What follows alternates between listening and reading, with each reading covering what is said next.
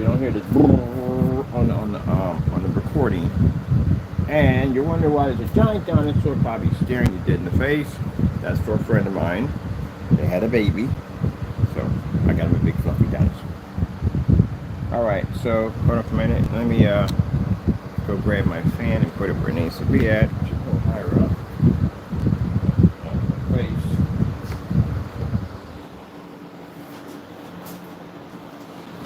Top of the direction.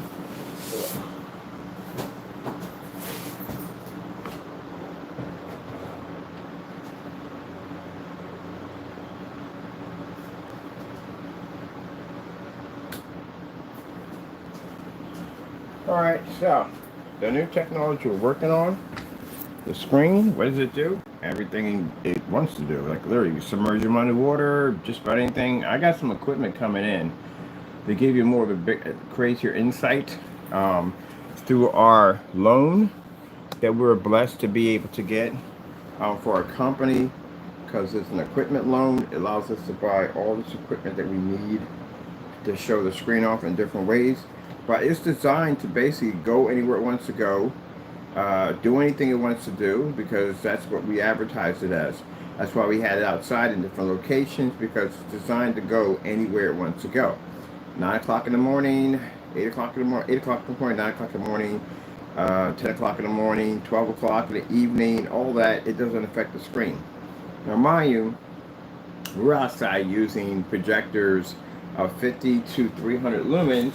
I did go outside with the, let me see which projector would have been, the $16 projector. That's the highest projector I went outside with. And that projector basically is, let me see.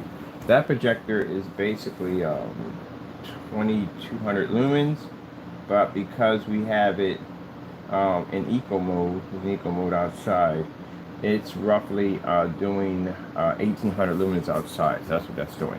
Hold on for a minute, I gotta do something real quick. Got caught up around that like that. Cheap as the weed bird. Let me see. Before I did this out. So I don't want to toss out in the trash. Sorry about doing this on video, but I gotta get my trash out of here. I was supposed to have had this out yesterday, and I was so busy just got that. Let me get this out first. Do I have keys on me? Gee whiz Louise. Gotta have to take these things off because my keychain's a little bit heavy, but yeah. Anyway, I'll be back. Really forgot about that. Let me get this stuff.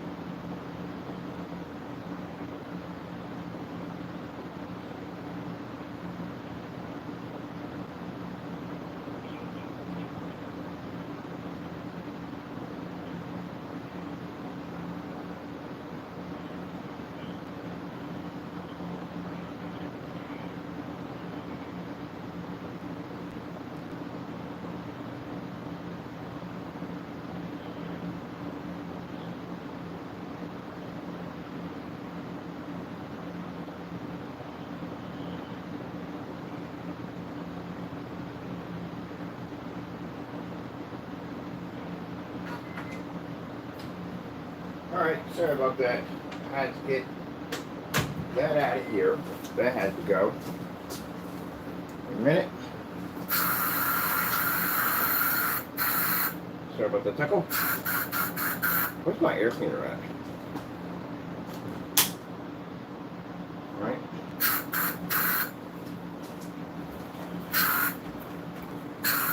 Better. Much better. Alright. Gotta get that trash out of here.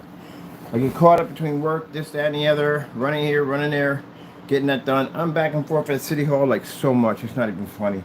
Because I got all these grants stuff I'm working for, trying to take advantage of as many programs as I have. I mean, I went and got my business license, and the next stage is basically to see how much programs the city has to offer.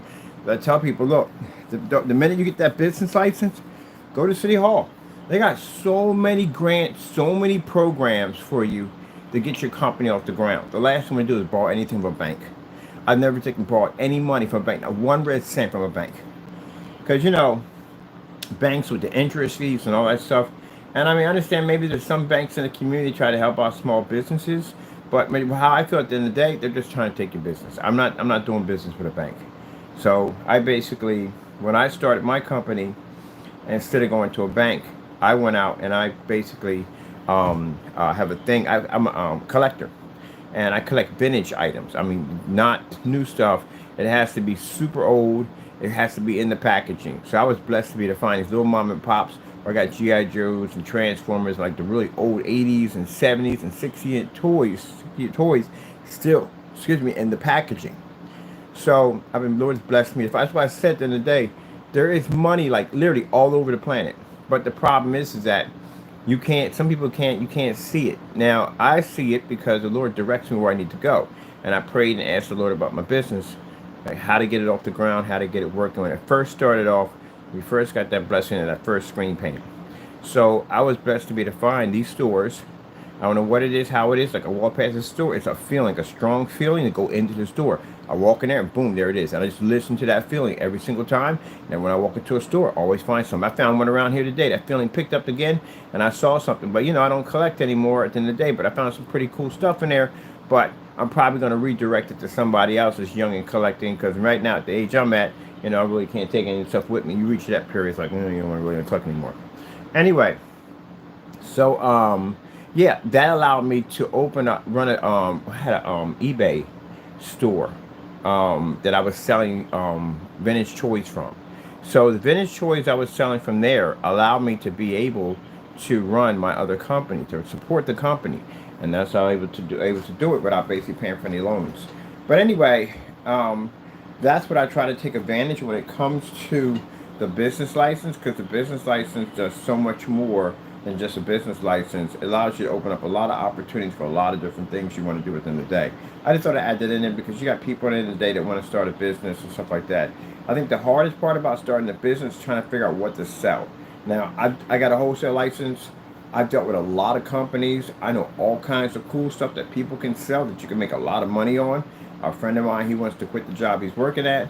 He wants to be able to be independent, and I got hooked him up with 2 companies that I did business with in the past, and he's going to do quite well with that. But anyway, getting back to the technology, what does it do? Well, judging by the thumbnail, it does whatever it wants to do. I mean, we can go outside any hour of the day. It has no limitations at all, period. No boundaries, no restrictions. It goes literally where it wants to go. And mind you, I'm outside operating at 50 to 300 lumens. You're going to run around a 300 lumen QUMI projector, portable machine. Most people can't even get this machine to fire up in a fully lit environment inside. I've seen the video demonstrations on the QUMIs. I watched all of them, majority, most of them. And most people had that projector would never believe in being outside at 9 o'clock in the morning watching, you know, fire displays or whatever visual arts we have going on outside. So, with that being said, if you were to hit that with a projector of 1,000 lumens, you have any idea how much power that would be? That's the equivalent of hitting a screen inside with maybe about 8,000 lumens. It would basically be way over the top. So most people are going to be using that technology, going to be using projectors roughly around 3,000, because in the back of their mind, they're still programmed to make themselves believe that they have to have a high-powered machine to get it to work. And this is what I run into with people who have white screens. When we have the black technology over here, or black technology over here, when we have this and we show people this technology, they're using projectors. We know the projector's going to be real high. It's going to be a high lumen projector because they got a white screen. Anytime we see a white screen, we know we're going to walk into an environment where the projector's going to be crazy lumens and 4K and all that because they can't get the screen to operate. That's why they had to pay so much money for the projector for the screen. And we come in here and they come in here and they see it's operating with projectors of roughly under $200. That's one of the shocking alls they get all the time. Like, you paid what for the projector? So yeah, it cost me like $50 over there. When they paid about $3,000, $4,000, $5,000 for a projector, that's what gets them. I had a couple people come in here and just shocked, just stare at the projector like, wait, how much is that? I said, it's 50 bucks. He said, you gotta be kidding me. So you know how much money we pay? I get that all the time. Do you know how much money we paid? So this technology right here, our black screen paint technology, basically allows them to be able to operate, again, like I said, we're 24,000 in here operating in these really extreme lit environments, but also too, projectors don't cost a lot of money. I can literally go outside with my Epson projector over here. That projector cost me $16.25, which I am going to do a demonstration later in the day outside on this black technology with that projector. $16.25. So basically the $20 sitting around, rolling around in your pocket, could buy you that projector. With our technology, you can go have fun with it. And no high-end projectors, no expensive cost. Everybody else is going to cost you $2,000, $3,000. And if you pay $800, you're still way over too much. Way over too much. We don't got screen paint that costs $800. So your whole setup literally costs more than a customer coming to us and spending $20 for a projector. And even if they went out and bought a gallon's like $3 something, they're still under your projector's cost. Way under your projector's cost. And they're doing a lot more. They're outside. That's what the thing I showed you about my customers. My customers are outside watching movies outside. On projectors, they didn't cost them a lot of money, or everybody else on YouTube videos are doing demonstrations with these $800. You paid $900 to your projector. You're still over what my customers just paid. Way over. Way over. Because that projector costs $16.25. So the $20 in your pocket could buy that projector. And if in that projector, I can take that outside and I can produce beautiful contrast and colors and all that. And here I can do the exact same thing. A gray and white screen can't hold a candle to it. I can't get a gray and white screen to work in this environment. It won't work. Too much lighting in here. Way too much. It won't work. So commercial? No, it's not going to work in commercial. No. But anyway, getting back to the other technology, yeah, it goes where it wants to go. It's a 2026 technology. It has submersible capability, which means you can submerge them underwater. People come to us, so what's that for? Well, you got people in the projector community. You see a little piece over there? That's projector mapping technology right there. So we got people who work in the movie business, and they want to have a screen that can operate underwater, maybe for shark effects, wherever it may be. Special effects and all that stuff can be expensive, especially if you're just breaking into the movie field and your budget isn't all that great, and you need something that's going to be more realistic. You know, you got to spend that money. This technology allows them to do this.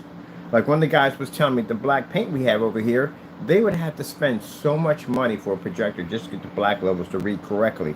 That thing does it already from the door. So the first time we launched this one, we had a movie company come in and buy it up. Buy a bunch of it. Because they said, man, that saves us a lot of money because now we have to buy these expensive projectors just to get the contrast to kick. See? Saves money all the way around. But anyway, with the other technology, like I said, ultra short, they're compatible. And the crazy thing about it is because it's an invisible technology, that thing may work on the other projectors. So I got to go pick me up maybe like, I don't know, I want to spend a lot of money. It's a knockoff projector, but I'm going to get something in here. If that thing reads on there, you know what that means at the end of the day for people who have them IWA and other projectors? Yeah, you'd be able to read off that thing with no problem. Definitely be able to read off that. That's kind of relief for some people who bought those projectors because they bought those projectors and they got stuck in some kind of binding contract. When they bought those things, they couldn't return those things. They had a hard time returning them. And some of the places we had to call were overseas, so it becomes a bit of a nightmare to send your stuff back to get something else. But anyway, so yeah, you'll be able to get something out of your money's worth out of it. It does everything from home theater. As you can see, we can watch movies off of it. We can go out in the park in the afternoon and watch TV shows or whatever we want to do. I'm actually watching a TV show today, too. I'm going to take one outside and watch a TV show. Something probably pretty old, like in black and white or something like that, because I don't want to get hit with any copyright strikes. Let me see. advertising technology. So it has advertising capabilities, which means if you have a storefront, you can stick that thing in your window. I think that one of the advertising screens we are working on is a wallpaper surface. We had them before, and it's 4 feet by 8 feet. That's big enough for you to stick that in your window, and on top of that, it's flexible. You can roll it up, you can take it with you, take it home, put it on your wall, watch a movie, because that's what it does. It does everything. So if you have a storefront, you can advertise, bring your items to life. Now, I was over there looking at, they have a place over there they do dance, to teach people how to dance and everything. We can literally turn the entire glass into a dance studio. We can have characters dancing across the windows back and forth. So I talked to them about it, and they say, hey, look, when you get it ready, let us know, we're buying. The woman has a clothing store on the other end, very nice clothing store. When you get a clothing store, you can only put, I worked in a clothing store, and we had to do the mannequins. We did the store set up for the mannequins and everything. You can only put so much stuff out there. You have to pick and choose what you may think that everybody may like, but you're not going to be able to please everybody. So you try to fit in there, like you try to get everybody in there, and it's hard to do. Mannequins can be expensive and all that, but imagine being able to turn your window into a catwalk. You can bring in some models, or have you had your friends or neighbors, basically, to wear the gear, and you can have them walk, record the entire thing, and then put it right up on the glass. So now you can advertise your entire category, or you can just do a slideshow with your different dresses and different styles, your fall fashion, your winter fashion, Christmas, whatever you want, you can do that. Christmas decorations, don't need it, because again, it's the technology that allows you to put, you can have a dancing Christmas tree running across the screen, you can make the windows snow, which we've done multiple times. There's just a number of things you can do. 4th of July special, you can have a fireworks display right on your glass. But keep in mind, we're told that, and a good thing, I want the zoning on this, that the technology can only be used in an area where you're not going to have high traffic. Because it has to be off traffic. Because anybody sees this and they're driving, call a potential car accident easily. So I can see about that one right there. Inside, they can be displayed inside. You saw outside, inside and outside. So inside, you can have a display inside. You can put the same thing you want to put in your window inside. Large surface. We have them standalone where they stand by themselves. They can use a projector of 300 lumens. So this right here, that's your projector. That's all you're going to need right there. That's it. You're running inside. That's all you need. Nothing expensive. That's all you're going to need. Let's go back to Mr. Dinosaur over here. That's all you're going to need. It's just that projector right there. That's it. That's $40. Those projectors are under $100. That's it. That's all it's going to cost you to do your setup inside. That's how cheap that is. I go into the storefronts, they're spending $3,000, $4,000, $5,000 for these projectors. Again, can't get them to work, and the screen still looks awful. It's absolutely awful. So that's all you're going to need to your advertisement. You can do your menu. Bring your menu to life. Bring in somebody that does AI to bring your items to life. You can have a hamburger and cheeseburger fighting across the menu, talking about special sales, hamburgers, this and da-da-da-da-da. You got a workout studio. You can do a workout routine right in front of your glass. I would put a camera in there so people can see, because some people are nervous. Sorry about that. I apologize. Some people are nervous about walking into a room. A lot of people working out. They do. They're nervous about it. But if you can see exactly what the room looks like already and how it is and what the atmosphere and the energy is, yeah, that'd be pretty cool. And then as the instructor, you can be on the glass explaining what your class is all about. Or someone comes in, you can have a display. Actually, we're working on that. We're working on a screen display that you can walk in, you can have a camera there. You can actually talk about, and it'll come across the screen. It'll talk about this, different classes and stuff. Not only can you show what classes are about, but you can have a video next to it to show exactly what's going on in those classes. There's endless possibilities for the technology. I've seen several retro gaming stores. We can literally turn your entire glass into a gaming system because you can game off the glass. So that means you can have a few people inside playing around with the game and this display at the same time on the glass. You know how insane that is at the end of the day? Think about that. I'm actually in one of the showrooms. I'm hiring some people to go in and just play games. That's all their job is to do, is just play games all day. That's it. We need a constant display on the glass. We need somebody to constantly play games in there. So that's their job, just play games. That's a cool job, ain't it? That's what they're going to be doing. Got some teenagers at the end of the day, you know what I mean? You want to play games all day? Yeah, you get money for it. You get paid for it. So all you got to do is go in there and just game on the glass. That's all you got to do. You'll be doing some retros too on top of that, so get a chance to school you on some retro technology, retro or not retro, old retro technology. I think they'll like it. Then some Space Invaders and Pac-Man stuff like that, some racing games and stuff like that. So we'll have a couple gaming systems in there for them, some consoles and PC and stuff like that. They can pick what they want and play right there. Some retro pies in there, they'll have a ball at the end of the day. So that's fantastic. If you got a retro gaming store, got a comic book store, oh my goodness. Do you have any idea what that stuff looks like? We got to do some comic book, some anime displays outside. We'll do some anime displays outside to show what that looks like. It's insane. You think the morning time looks crazy with that stuff. Nighttime, them screens are on a whole nother level. I had one out in the park area, and I had people outside the bar across the street could see it. At 300 lumens, I can step back roughly about 20 feet, and I can still see it. I was across the street with everybody else looking at it like, what the heck is that? I thought it was a fire. They thought I was setting fires over there. Like, no. That's a projection screen set up over there. Now, if it's that realistic for somebody to think we're setting a fire over there, that tells you how clear and how sharp the image comes up at 300 lumens. So it has so many applications you can use it for. Like the possibilities with that technology is absolutely almost near endless for what we can do with it. So special effects, visual effects. It also works with interactive technology, which means it can read the laser that basically causes the screen to come interactive. It reads all that with no problem. Yep. So pretty soon we're coming up with a new blackboard for business. It's going to be, instead of having the white washboard, it's going to be a blackboard. You can use the cheap Epson projectors. I mean, that Epson projector will cost you under $100. And you can write on the screen and everything. You'll see on both sides. Pretty cool, huh? So that's the stuff we're working on. Our goal, and again, we had people at the end of the day that did not like our goals. And why they didn't like our goals? Because our goals interfered with other people's projection screens, but the projection screens aren't doing what they're supposed to do. There's no way in the world I'm spending $5,000 for a projector. I'm not spending $3,000 for a projector. I'm not paying that kind of money. You crazy? No, that's too much money to pay for a machine that can't give me 100% contrast. If I can't get 100% contrast at $3,000, are you kidding me? No, I'm not doing that. That's just way too much money.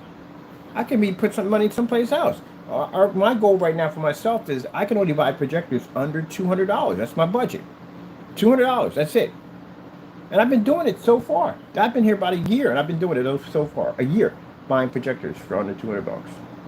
And if I'm going to spend $3,000 for a projector, and you're stuck in the dark. Majority of those videos sit in a dark environment, and there's no testing.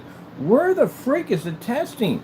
These so-called people making black screens, you're missing so many tests, it's not even funny. The interesting thing about this is that your failure rate is extremely high. You will never take off with it. Never. You bump into anybody like me, and there's millions of my kind, especially on freaking forum sites. There's a lot of my kind on forum sites. You bump into any one of those guys in a day, they'll shut your stuff down. Because you're missing a ton of tests. All you have to do is say at the end of the day, what's the difference between your product and black paint? And you're done. That's it. Because you never did the testing. You don't know. And then you don't know the reaction of what blacker or darker screens have on unnamed brand projectors. There's an effect that goes off on that. They can't pick up on it. For some reason, anything you choose darker, that doesn't read on it. That's why if you look at Black Diamond or any of the bigger companies that have much darker gunmetal screens, you ever see them use Iowa or WeMax or any of them in their demonstrations? No, they don't use them. They use all name brand projectors because they'll read. Them projectors don't read. They only read on white and gray screens. That's all they pick up on. That's why in every demonstration, they're on a white and gray screen. Every single time. Expo, shows, whatever, white and gray screen. They even made their own screens. What color are they? White and gray. That's it. So that right there tells you a lot right there from the door. They don't pick up all that well. So you have to test that stuff. You have to test it. How does it react outside? How does your formula itself test outside? You can't put that stuff on everything. Outside elements are different. You're going to have moisture in the air. You're going to have constant heat. You're going to have extreme cold. You're not going to have a room-controlled, climate-controlled environment. It's whatever goes on outside. You spin the wheel, that's what you're going to be walking into. And then you got to worry about the outside environment, like animals. Because animals will spray, pee, and poop all over your screen. How fast can you wash that off and go back and watch a movie? If you wash it off with any form of mild soaps or anything, detergents, is that going to basically deteriorate your screen? You got to know all this stuff. I literally had to freeze the screen into a block of ice one time, beat it with a hammer, heat it up on a stove, a whole 9 yards, pull it apart, not cracking and peeling. Another issue too, they never do at the end of the day, wet screens. Wet screens operate different than dry screens. Wet screens come up darker. That means your colors come up darker, white lines come up, everything comes up darker. So the thing is, if your screen's soaking wet, can it still produce a proper image? See, there you go. And if you got a gray screen out there, number one, you failed from the door because you can't read the contrast levels. That's not going to work. Any gray screen can't read contrast. So if you're dealing with a company that says, okay, look, we deal with infinity ceiling setups. Everybody knows the color of infinity ceiling. They're black. How do we get a planetarium on the dome using your product? Now, what are you going to do? Are you going to suggest them buy a high-end expensive projector with a high contrast inky level to do it?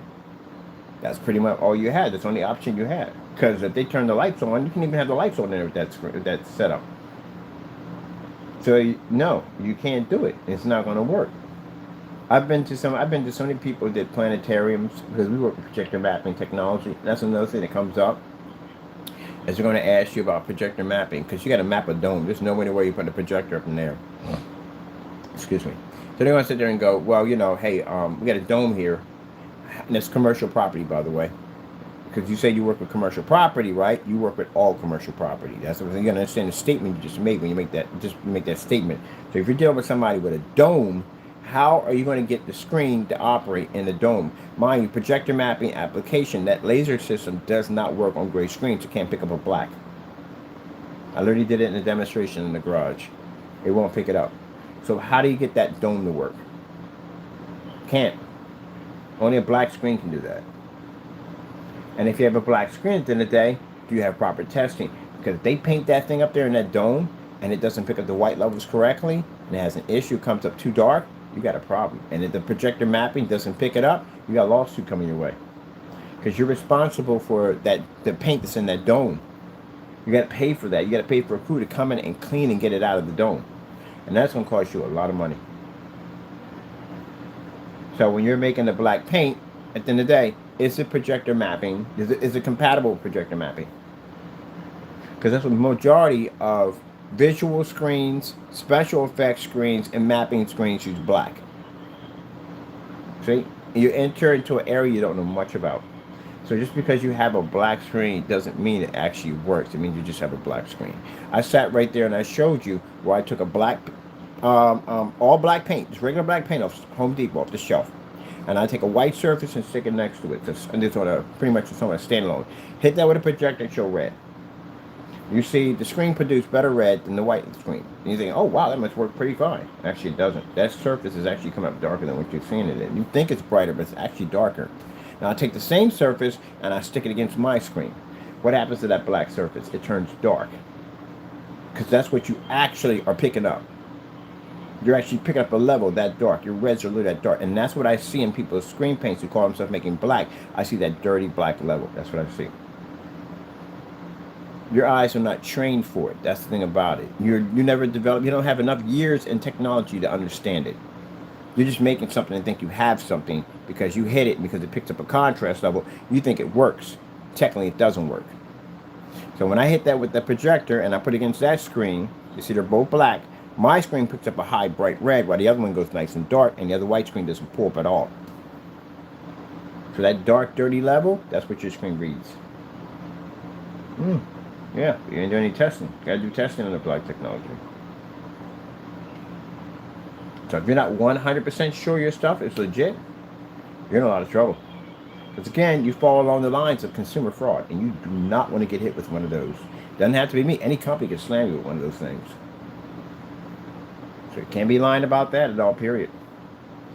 But anyway, getting back to this technology, yeah, it has a black version of it. Actually, the black version of it is pretty interesting too. The black version is another one that light can pass through it, and it can still pick up an image. And that's a black technology. It's much harder to do to transfer light through it, and it can be done in different colors too. We got to show a color one, a fluorescent. I got to get around to showing the fluorescent technology. Fluorescent technology is gorgeous. Oh my goodness, it's gorgeous.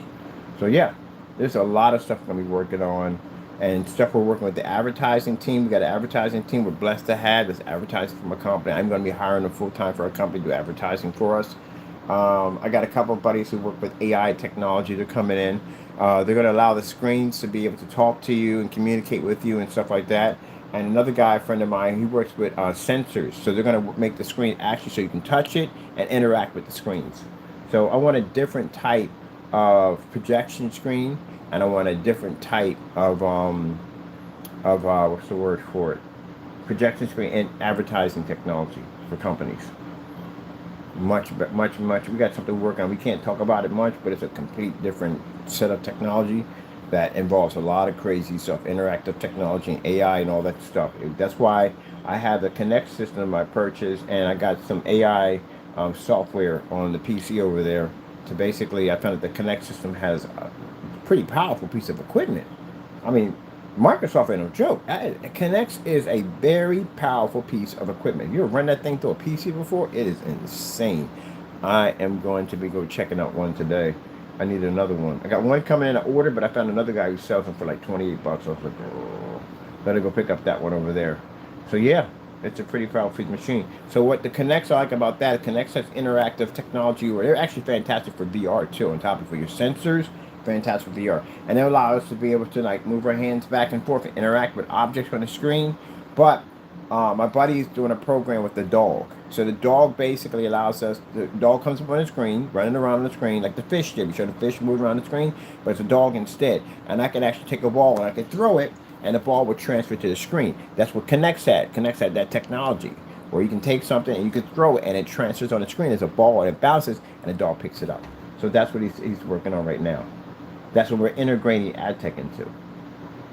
So that allow you to be able to walk up to a storefront window, and if you see dresses or something you like, you can pick and slide back and forth, whatever you want.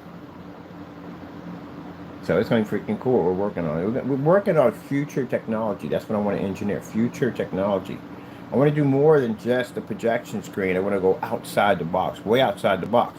And I tell you, look, for those people who hated us, and you know, we got people who can't stand it, but that's in every type of business. You got people who can't stand you, and they want to sit there and scream and yell that we're all these things. What did Mr. Bird say on that floor? What did I say? And I can go back and pull the video.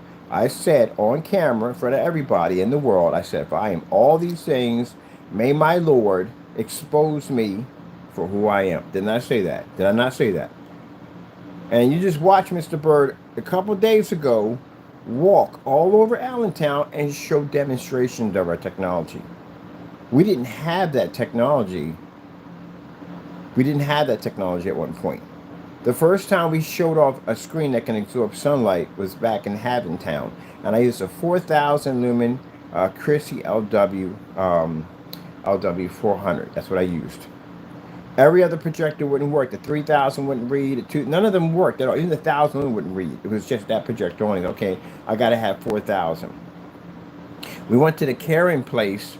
I didn't have the Chrissies at the time. I didn't have any Chrissies. I had a Sony VPL 31, and it's 5,200 lumens, and that's what I took down with me to do a demonstration. And when it hit the glass, it pushed the image right through. And I go, wow, okay, came up crystal clear. I tried the Sonys are 4,000 lumens. I tried it. Sony wouldn't read. It wouldn't pick up the image at all, period. But I said, okay, so maybe we got to be at 52 now. So I'm thinking 5,200 lumens. So that's what the mark point was. It was 5,200 lumens to get the screen to read. That's what we had it at. And then when I made that statement in the middle of the floor, everything changed. The technology just, boop, just changed. And when we made the new stuff, it did something completely different. I went over to a window with a 50 lumen projector, and the sun struck it, and the image pushed right through. An Apple, the Apple logo for for Apple, yeah, pushed right through the screen. I was like, oh my goodness, I never seen that before. 50 lumen read through on the direct sunlight. The first time we actually did it, and I was like, I wonder if we could take the projector outside. What would happen if we hit the projector with the sunlight at the same time with the screen? Would it read? Now, mind you, inside the projector is protected because it's inside of a building. But outside, there's no protection for the projector. It means the lumen count would be far less. And I took it outside, and guess what? It read. It read at 50 lumens outside in direct sunlight. Projector was hit with direct sunlight and the screen. And it picked up. And I walked all over Allentown with that 50 lumen projector and picked up. to prove that the technology does work, because you have to be to do that. You can't make stuff up. You have to prove it actually does work. And that's what I had to do. That's what those demonstrations were. And the haters, what were they doing? They were just as bitter can be. You just watch me just make that announcement in the middle of the floor, and the Lord basically backed me up 100%. And now you're mad because the Lord backed me up. Now you're upset because the Lord backed me up. And now you're even more angry. That's the devil right there. That is Satan through and through right there. That's what you're watching. When you see people act like that, that's Satan. I tell you, the biggest downfall, and I warn people about this, one of the number one sins, deadly sin, it's a deadly sin, is pride. Another one is jealousy and hatred. All that is what the devil possesses. And you display that every single day. That's what you display. So that's why I know the outcome of where you're when you attack us, we know what's going to happen to you. It's nothing that's going to happen to us. Nothing at all, period. But we know what's going to happen to you because we know what you follow. And you display those likenesses of Lucifer. You do. And if you display that, you're in a lot of trouble. You're in so much trouble. You have no idea how much trouble you're in. You may feel at the end of the day that, hey, I got no one. No, you have something that's watching you every single day that knows everything about you. And you can't stop it. The only way you can stop it is you have God. And you won't follow God. You can't stop it. If Satan were to walk up to your door right now, how are you going to stop something like that? What are you going to do? Guns? Please. That's immortality. What are you going to do? Fight it? Please. Are you kidding me? It has possession capabilities. You don't even know what you're getting yourself into. I don't even think you want to see it. Because even if you were to see it in its true form, your mind, your human mind itself, they're accepting the reality of things in this world would not be able to handle it. There are people who see things and they go into shock. You ever seen when they did in Predator, whatever she saw, she went in complete shock? Like they took that lighter and moved it back and forth and their eyes weren't moving. Yeah, you can see things that horrifying that you literally go into shock. People go into a coma state shock because they can't handle what they saw. They just shut down. And you're dealing with something like way beyond.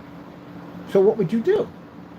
If the very thing you listened to popped up in your living room and said, hello, this is me in true form, you would scream and scream and scream and scream and scream and scream and scream. The fear level would be beyond your imagination. You shut down. You might have a stroke, could have a heart attack, anything. You can't handle that. Something like that hideous. There is no horror movie in the world to compare what that thing probably looks like. I don't want to find out. That's what you entertain. So when I sat there and made that statement right there from my Lord to back me, prove to them, Lord, at the end of the day that I am who I am. Prove them at the end of the day that these are the blessings that you've given to me. Out those at the end of the day who curse us. And what did the Lord do? The Lord blessed us with the technology that can read at 50 lumens outside. We never had anything like that. So right now, all the technology, everything we have has been advanced. Black technology, everything's been advanced. We literally have technology now for 2028. Lord's been engineering. I'll sit there and I'll be talking like, oh, thank you, Jesus. Right there, start writing down ingredients that fast. That ingredients I just wrote down can literally knock out any screen we point in any direction. It'll do everything it's designed to do. Within 20 minutes, we can make a technology that quick. All this was made in 20 minutes. Everything here is all 20 minutes technology. So that's what the Lord blessed us with. So they see that. They see the Lord. Oh, the Lord can come in and open up the skies and come down and say, that is my chosen one right there. And they will still be bitter and angry over that. You don't see the amazing and power of God? And yet you're full of so much hatred. And that's the sad thing about it is. That's the sad thing. You think at the end of the day, I'm not your enemy at the end of the day. You have a worse and way beyond anything you could possibly imagine that's watching you every day. That's probably, I hate to say it, and I don't want to say it this way, but truthfully, you've invited into your home. Because if you're showing and displaying that kind of hatred, you invite things into your home you don't want in there. Around your family, around your kids, you invite these things in. And they'll walk right on in. Invitation's an invitation. They'll walk right on in. If that house is full of hatred, oh, I'm definitely going to that house. Imagine, if you will, if you were able to look into the third part of the world, the third realm, as they say it, right?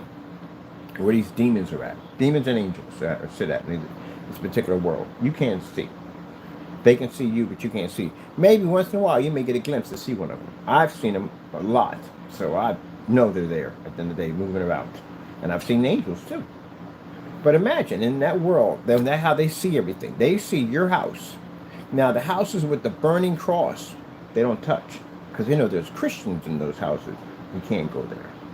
Because that's sure, that's death for them. They don't go near those houses at all. They see those houses are surrounded by angels. There's angels on the roof. There's angels in the back. There's angels in the front. There's houses just covered in angels. They don't want to go near there.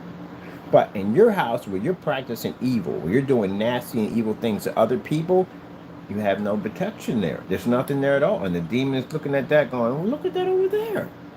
There's nothing there. And look, the door's wide open too. Let's go inside. That's what you do. You invite them in. You invite them in. And there's different types of them that you invite in. So I ask people at the end of the day, when you sleep at night, what watches you? What is sitting in the corner of your room staring right back at you?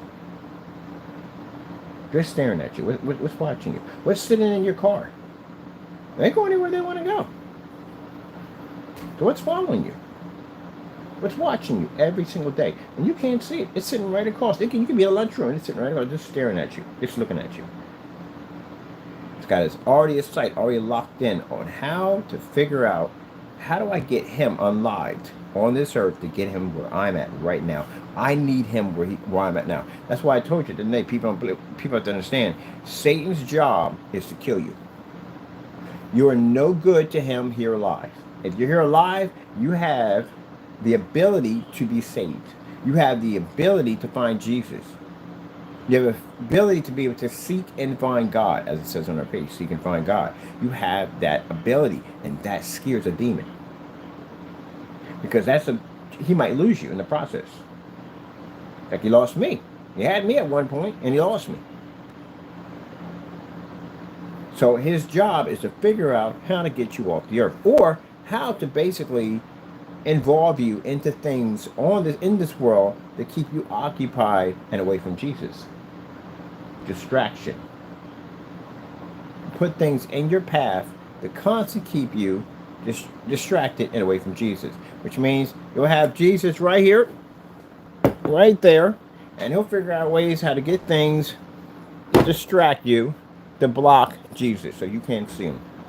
Because you'll be thinking about this and you'll be thinking about that, and people get caught up in their life, and people getting obsessed by their items and things that they have. They make it. People say in the Bible it says you should have no God before me.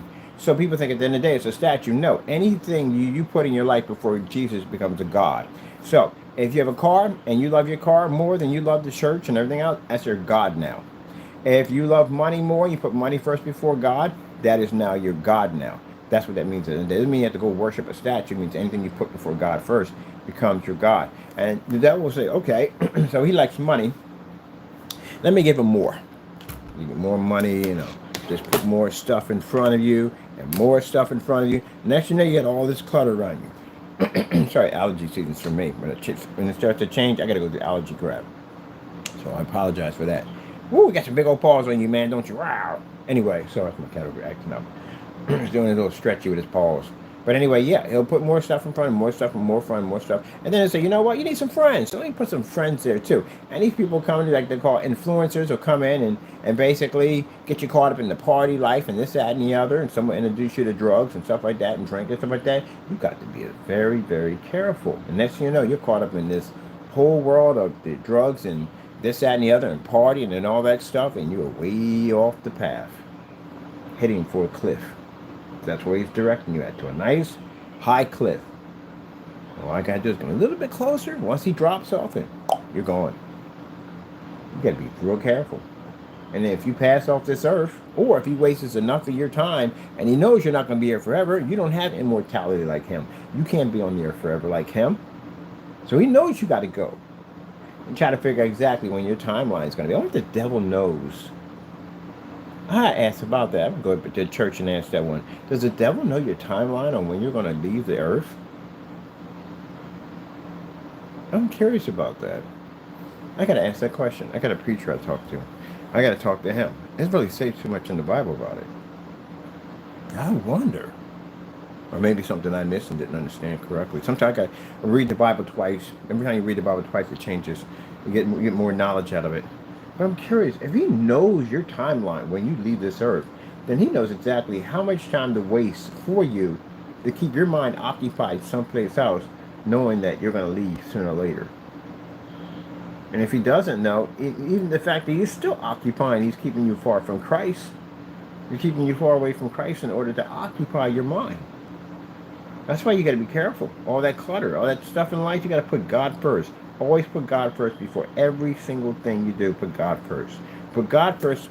Every time you put God first, you don't have to worry about the clutter. Clutter disappears, and all you see is Jesus. That's what you see right there. And the devil is way back there, mad, upset, and angry, and bitter, because he can't basically block your sight from Jesus. He's mad about that. But you people who get on here and you do those vicious acts, the things that you did at the end of the day, mind you, let me explain something to you. You attacked a Christian. You did. I'm a Christian at the end of the day. I serve God. You attacked a Christian for no reason at all. Especially Jamie. Jamie attacked me right from the door. And you guys followed in. Do you know that everything you did to me is written in the book of life?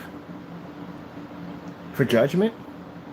That if you pass off this earth and you have not picked up that cross, you will be judged on. That and so much more. And you'll be down there with the very person that's been whispering in your ear, telling you to do all these awful things. You'll be down there face to face with that. Forever. That's where you'll be at. At that particular time, it has some power. It has that power because, again, it's collecting for its army, for Armageddon. You'll be a part of that army. You haven't now become a part of Satan's army. And there's no negotiation. There's no way out of this. You're in there. But until then, while you're sitting there waiting for Armageddon and to actually go to hell, you're going to be in purgatory, burning, torment, extreme pain. That's where you're going to be at. You really want that for yourself. And think about the effort of all that. Everything that they tried, all their campaigns, making false lies about my company, attacking my family, even attacking my cat. They even attacked my cat too. Yeah. Everything they tried. What happened in the end? It's not going well for some of you at the end of the day. And for some of you in the background thinking, well, I'm not going to get... Here's the thought I don't understand about people at the end of the day. If, say, we don't know who you are, you've been acting up and carrying on, you feel like you got away with it, you don't get away with anything on this planet. You know that there's not one, you don't get away with anything. There's two ways you pay for things in life, either here or the next life. If you become a Christian, you have to confess those sins. And those sins you confess, you're going to have to basically take responsibility for what you've done. That's the only way you can get forgiveness. You have to take that responsibility for what you have done. So either way, you will face it. You will face it as a Christian man. You'll face it as a sinner. You will face it. If you believe at the end of the day that, hey, they don't know who I am, God knows who you are. That's all that matters.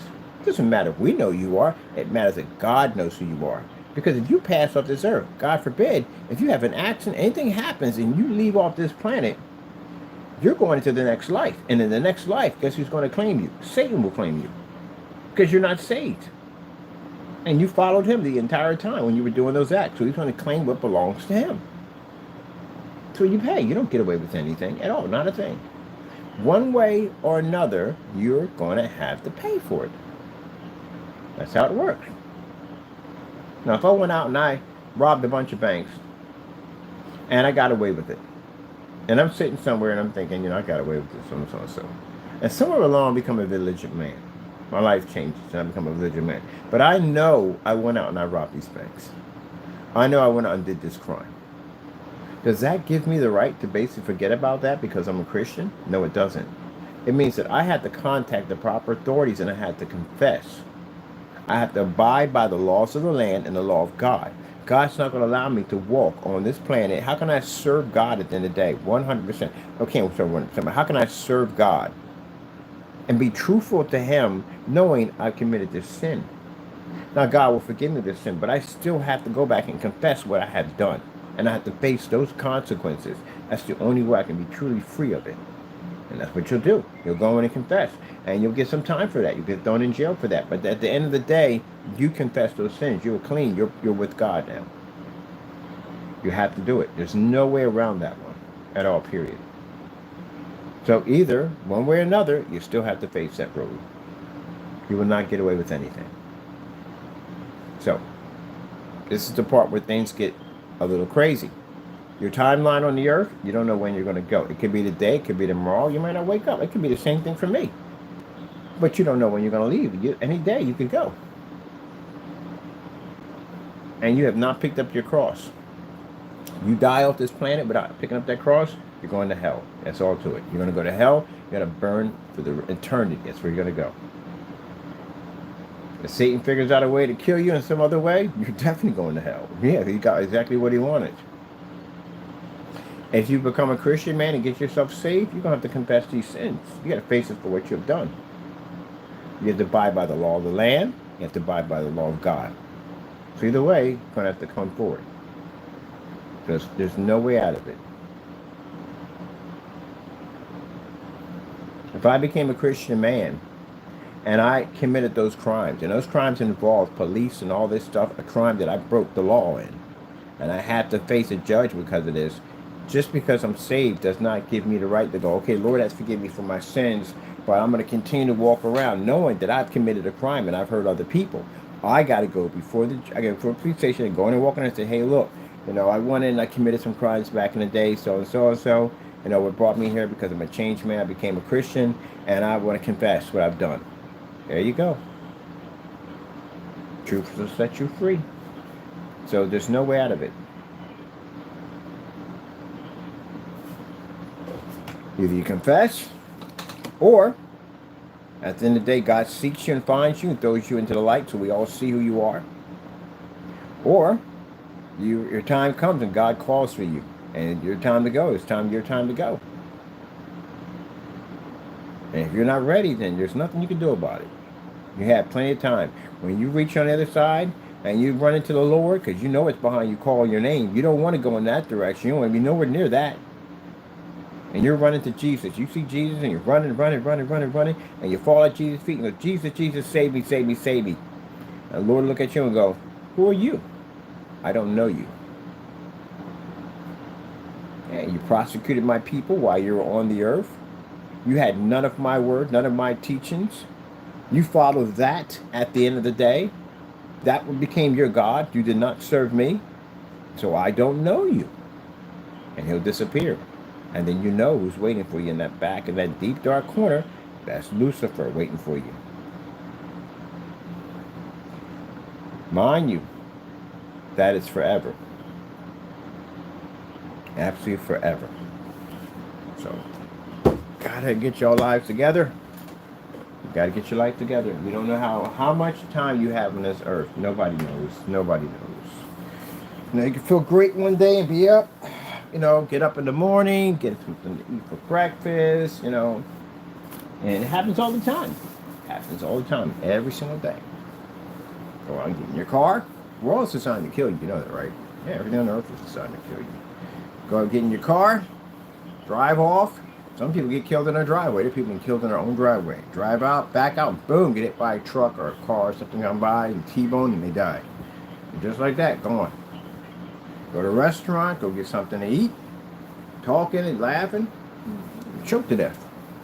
It happens. It's happening as we speak right now. There's somebody dying right now, as we speak right now. Someone leaving the earth right now. Someone being born, someone passing away.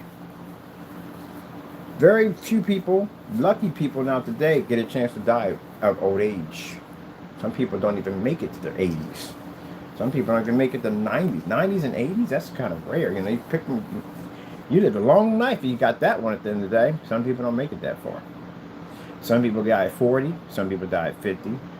Most likely, for most people, it's between 70. 70 is usually the era where people start to drop off in that area, start to pass away. I think most likely you see people drop off in that 50 to 40 mark too also. So,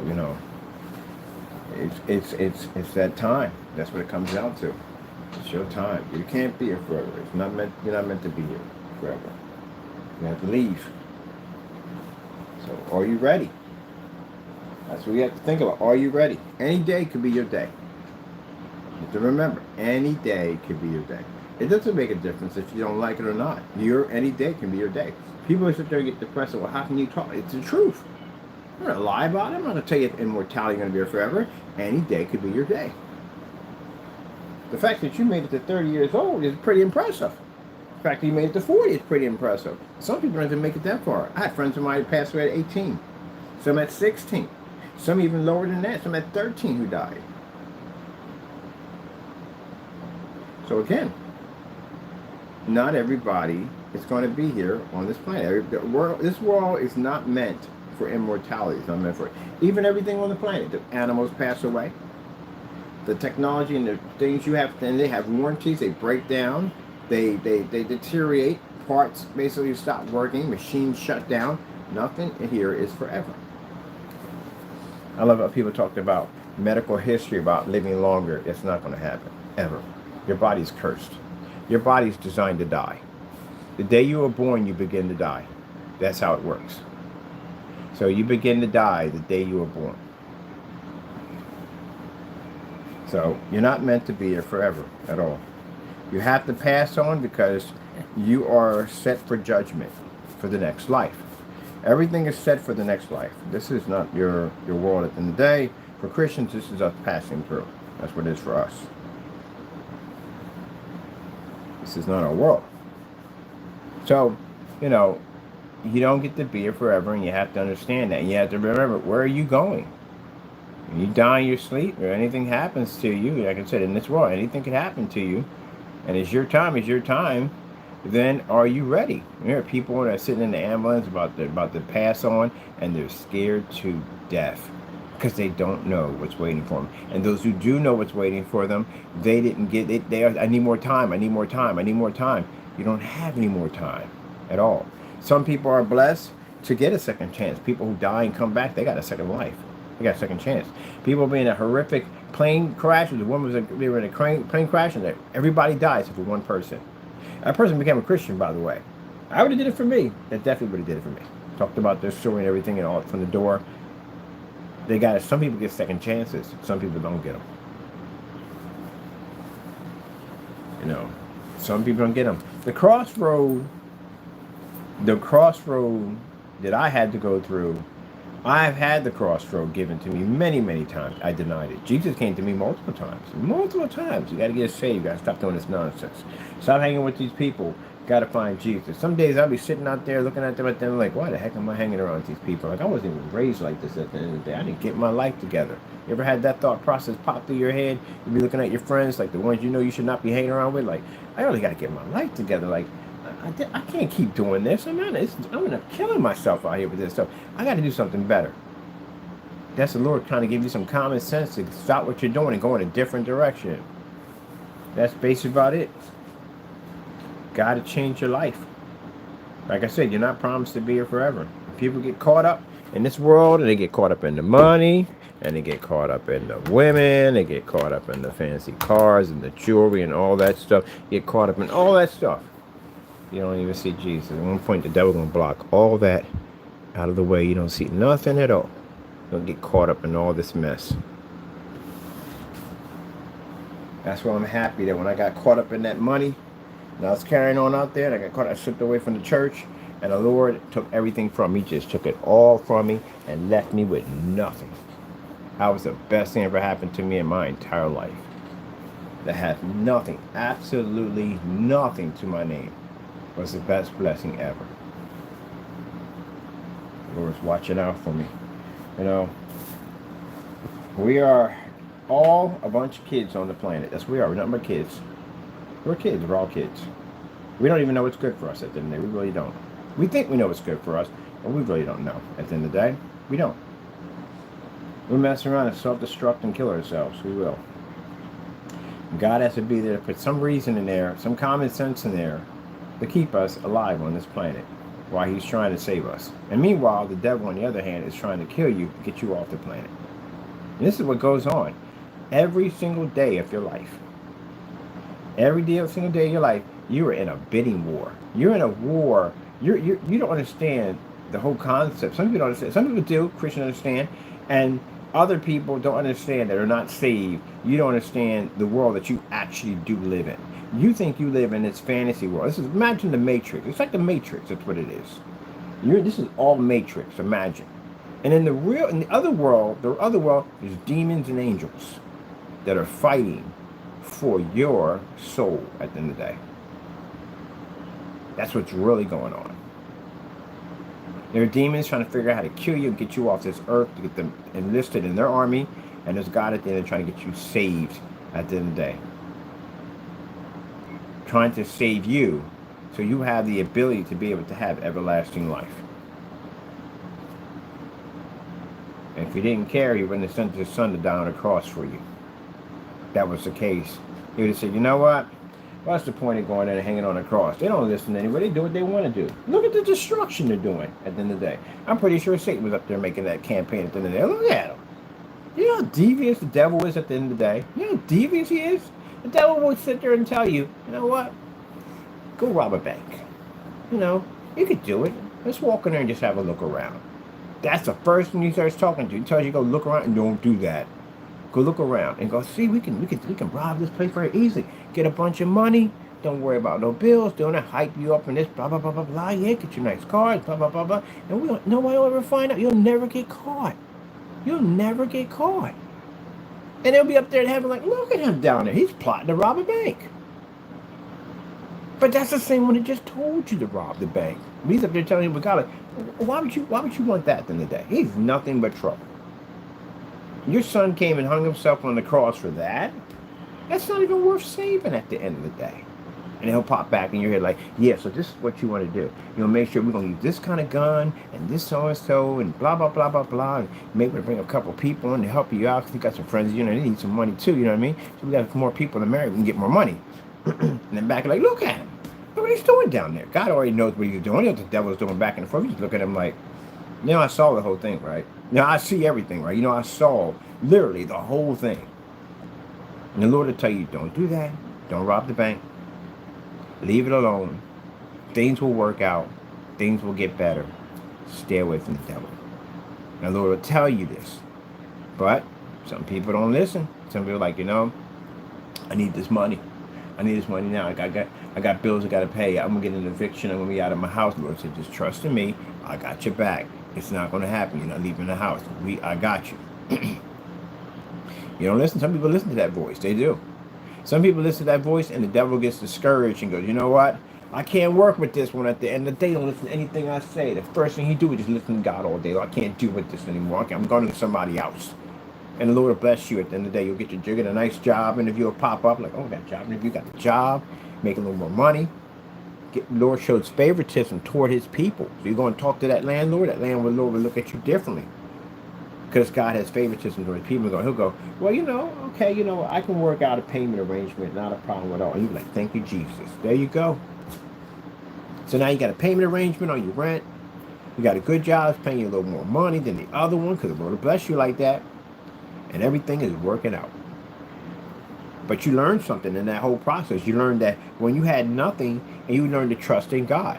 So when the next trial and tribulation pops up, and you have no problem, no rough seeds pop up, you can remember, well, I remember when I was about to be evicted, and the Lord came in and blessed me with a better job at the end of the day. So I know he's going to take care of me here. There you go. That's how you build, Christians get built up to be stronger warriors.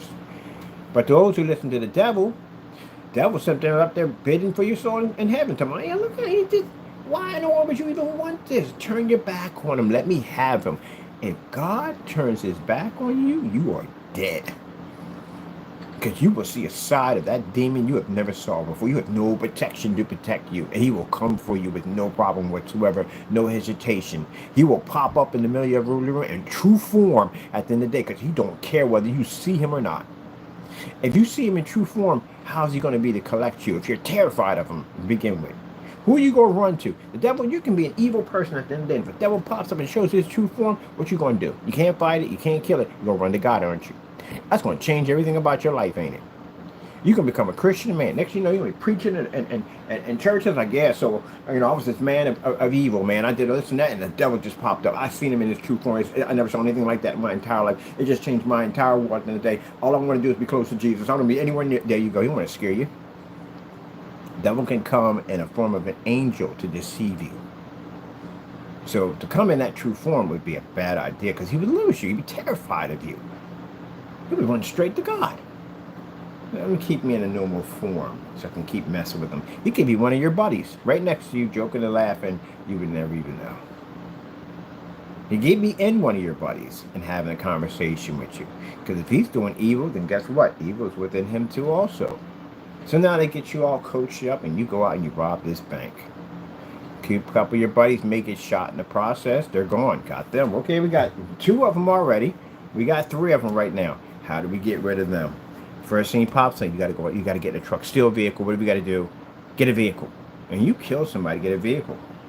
Maybe that person you just killed is a person that's saved, and maybe it's the person that's not saved. So their faith is decided right there whether they're going to heaven or hell, because they got killed because it was their timeline that popped up. So it all connects together. And now you're in this vehicle racing. You got a chop over top of you, and you got cops chasing. You're on the news. That's the situation you got yourself into. And the Lord is telling you, pull the truck over, put your hands up, and surrender. But the devil tells you, don't give up. Keep on pushing, keep on pushing. We can get out of this. We can get out of this. They're not going to be able to catch you. Keep on going, keep on going. As you're going along, somebody can be killed by you. Their timeline comes up. And then sooner or later, either you die in that crash, or they take you to prison. Now, out of that, you could end up becoming saved in prison, or you could die in prison. But either way, one way or another, the demon's going to try to collect. Now, all that chaos happened because you listened to the devil. All that destruction happened because you listened to the devil. Instead of listening to God and having faith in him and trusting him and say, you know what? I've never did this before. I'm going to have trust with the Lord. The one person on this side ended up getting a job promotion, got payment ranges on the rent, and he's doing great. And this one over here now is sitting in jail or dead because he listened to the devil. That's the kind of stuff you put yourself into. So beyond the world of getting big houses and nice cars and this, that, and the other, and blah, blah, blah, blah, blah, your soul is in a bidding war. Either you're going to be with Jesus or you're going to be with the devil, but you can't be with both. So you better figure it out, people. Remember, no one's promised tomorrow. Tomorrow's not promised. Ever. So, better figure it out. Alright, with that being said, I got some business I got to take care of. Taco's down there having a fight with the fish again. Always having a fight with the fish. You and the fish, what did he do now? What did he do to you? What did he do? He's always fighting that fish. I have no idea what goes on with them. I keep him away from this guy today. He's been watching it like, what is that? The bigger opponent than you. Anyway, so that's basically about it. I'm going to get here and basically get what I got to get done because I have much to do today. And yeah, people say, well, what about you? I'm not afraid. I'm not afraid of death.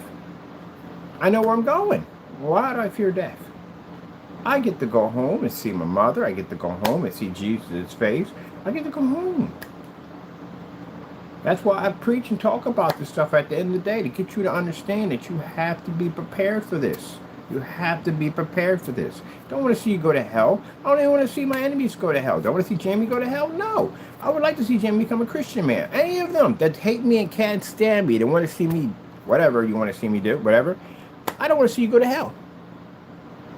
I'd rather see you go to heaven. I have to do what I have to do because you attacked me. I have to do it. By man's law, I have to follow the rules, and that's what I'm doing. I have to do this. It has to be done. But other than that, hopefully in your crossroads in your journey, you find God. Do I hate you? No, I have no hatred for you. You know why I have no hatred for you, gentlemen? Because I don't play the devil's game. I did that one already. It cost me 8 years and 9 months of my life. That's what it cost me. To be insaturated by hatred. To hate people for the sake of just hating. You know how dangerous hatred is? how well the devil can implant and embed himself into your life, how he keeps that game going. You ever seen when you get mad at somebody and the devil will keep putting the image back in your head over and over and over again, playing it back, playing it back, playing it back, playing it back, messing with you? That's what he does. To get you to do something stupid that he knows he can get his claws deeper into your flesh. Don't play that game. So when I see you guys attacking me and doing dirty things to me, I give it to God. That's who I give it to. Because I played that game already. And that game, playing that game, cost me time. And a great deal of my life. At least I learned that, found the Lord in all this, but it might not have gone that way. I could have died in this process. So when I tell you that I don't have time to play this game for Satan, all that stuff you do to me, to make me angry, try to get me angry and upset, it does not work at all, period. I give it to Jesus. And Jesus takes care of it. There you go. All that effort, all that wasted time, you could have been doing something else with your time besides entertaining Satan. So everything you did failed. Complete fail. I have no hatred for you. I don't like what you did to me. No, I don't. But I have no hatred for you because I don't allow Satan to entertain. I don't entertain the devil. You entertain the devil. If I were you, I would get somebody from the church to come into my home and pray. Because God knows what you have in there. God knows what's in that house watching you, or in that apartment watching you every day. You don't want those things around you. You ever seen, I don't want anybody watching, you ever seen Exorcist? Exorcist is based off a true story. Do you see how disfigured and how nasty those demons are? That is nothing compared to what some of those things will try. See how hideous what they did to that poor little girl. You see all that what happened? Yeah. That's what you're messing around with. That's what you're playing games with. And mind you, Exorcist was based off a true story that actually happened to someone. And that's what you're playing with at the end of the day. Would you like something like that in your bedroom watching you sleep? Heck, no, you wouldn't want that, would you? Would you want something like that around your kids? No, you wouldn't, would you?